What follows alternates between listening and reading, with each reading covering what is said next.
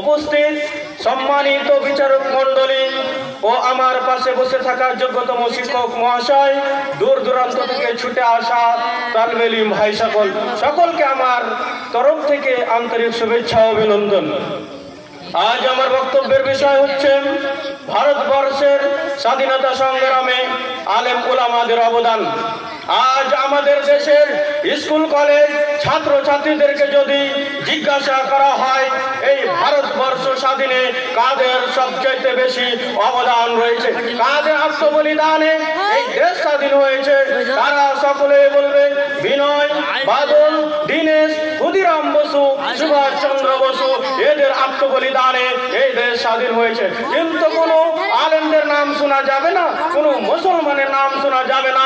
তাই প্রকৃত ইতিহাস যদি তত্ত্বভিত্তিক আলোচনা করা যায় তাহলে আমরা জানতে পারবো, বুঝতে পারবো যে এই ভারতবর্ষ স্বাধীনে কাদের সব থেকে বেশি অবদান রয়েছে, কাদের আত্মবলিদানে এই দেশ স্বাধীন হয়েছে সেটা আমরা জানতে পারবো। শুধু তাই নয়, সেই সময় ইস্ট ইন্ডিয়ান কোম্পানি ভারতবর্ষে ব্যবসার অনুমতি নিয়ে প্রবেশ করেছিল।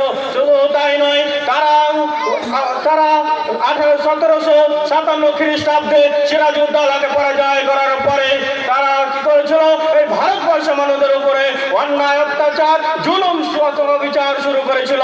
সেই সময় তারা এটাও ঘোষণা করেছিল যে সমস্ত মুসলমানেরা এটাও ঘোষণা করেছিল যে এই ভারতবর্ষের মানুষেরা জন্মগতভাবে ভারতীয়, কিন্তু তাদের আইন কানুন নিয়ম নীতি কৃষ্টি কালচার হবে ব্রিটিশ। তারা এটাও ঘোষণা করেছিল যে ভারতবর্ষের মানুষদেরকে আর জন্মভাবে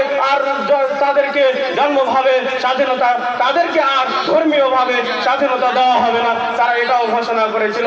এই ঘোষণা যখন করলে ব্রিটিশরা, তখন এই দেশের আলেমেরা জানতে পারলো যে এটা তো মানুষের উপরে অন্যায় অত্যাচার জুলুম চাপিয়ে দেওয়া হচ্ছে।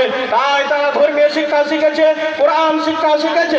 তাই আল্লাহ তাবারাক ওয়া তাআলা বলেছেন ওয়ামান আহইয়াহা ফাকান্নামা আহইয়ান নাসা জামিয়ান, যে ব্যক্তি একটি প্রাণ বাঁচালো সে পুরো মানব জাতিকে বাঁচালো। তাই তারা এই দেশকে বাঁচাতে, এই দেশের মানুষকে বাঁচাতে তারা ব্রিটিশের বিরুদ্ধে আন্দোলন শুরু করেছিল।